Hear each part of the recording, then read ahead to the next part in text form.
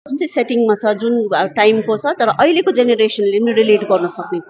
This is beyond my expectation. एकदमै उच्च स्तरमा काम गर्न गइरहेको रहेछन् भन्नुहोस्, जस्तो भिएफएक्सहरू चलाएको छन् है। 10 मा म 9 दिन चाहन्छु है आफै पनि।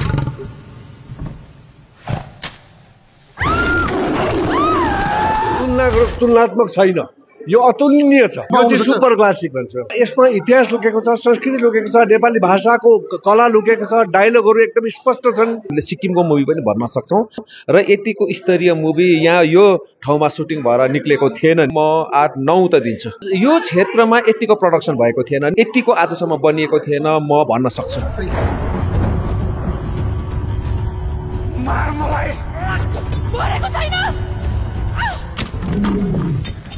एकदमै राम्रो लाग्यो है जार मुभी मलाई। अनि सबैजनाले हेर्नुपर्ने जस्तो लाग्यो। कलाकारहरू हुनुहुन्थ्यो, एक्टर एक्ट्रेसहरू, उहाँहरूको एकदमै राम्रो काम लाग्यो। So in this movie I got to know के हो जार भनेर। एकदमै दामी लाग्यो, जस्ट लभड इट।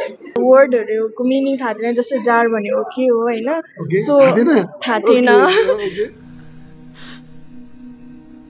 हामी कसैको पनि आफूले चाहे जस्तो जीवन हातमा हुँदैन रहेछ। कता कताबाट कसैले बिगारिदिँदो रहेछ।